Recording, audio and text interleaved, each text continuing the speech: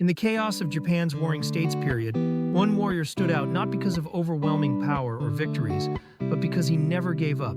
He gave people courage even in the darkest hours. His name was Sanada Nobushige. Most know him as Sanada Yukimura, but that name became popular only after his death. In truth, he lived and fought under the name Nobushige. Today, many English-language portrayals of Yukimura are filled with myths and exaggerations, but the real Nobushige, the man behind the legend, reveals a deeper, more human story. And when you learn the truth, you'll understand why he is called one of the most beautiful losers in Japanese history. Sanada Nobushige was born around 1567 as the second son of the brilliant strategist Sanada Masayuki. Though the Sanada clan was not a large power, Masayuki skillfully navigated between mighty forces like the Tokugawa, Uesugi, and Hojo. Nobushige learned from his father, gaining experience on battlefields from a young age.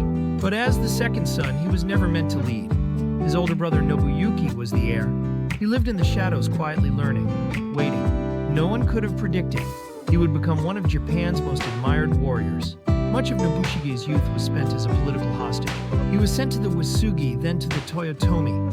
While many saw this as shameful, he used his time to learn diplomacy, strategy, and the art of navigating power. Eventually, he became a trusted vassal under Toyotomi Hideyoshi. But after Hideyoshi's death, the Tokugawa rose, and Nobushige would soon find himself on the other side of history. In 1600, just before the Battle of Sekigahara, Nobushige and his father Masayuki faced Tokugawa Hidetada. With only 2,000 men, they held off Hidetada's 38,000 troops in what became known as the Second Battle of Ueda. Using clever tactics, terrain advantage, and psychological warfare, they delayed the Tokugawa army, a feat that would become legendary. After the battle, Nobushige was exiled to Mount Koya, removed from the center of power. But in that exile, a legend was being born. In 1614, the Toyotomi clan called on Nobushige once again. Now 48 years old, he entered Osaka Castle to stand against the Tokugawa. He was no longer young, but people rallied around him as the last beacon of hope.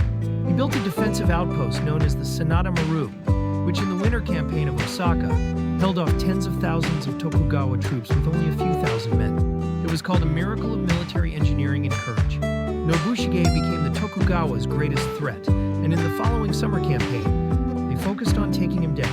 In 1615, during the summer campaign, Nobushige led only 600 men in a desperate charge toward Tokugawa Ieyasu's command post.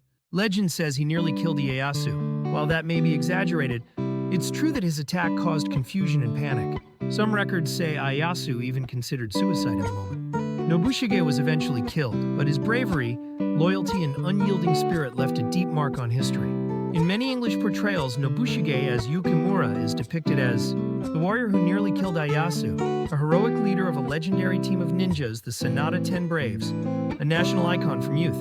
But here's the truth. The name Yukimura was not used during his lifetime. While he did attack Ieyasu's camp, there's no clear evidence he came close to killing him. The Sanada 10 Braves were a fictional creation from later novels and theater.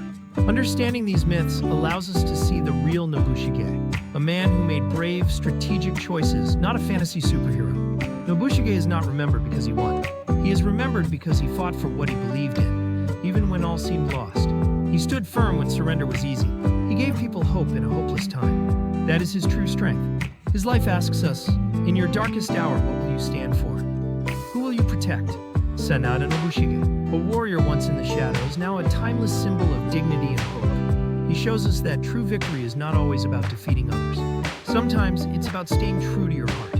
Let us tell his story with honor, not as a myth, but as a man who lived with purpose. This is the mission of Hope Reactor. If this story moved you, let us know in the comments. And if you believe the world needs more hope like this, don't forget to subscribe to Hope Reactor. We bring you true stories of courage, wisdom, and change. Thank you for watching.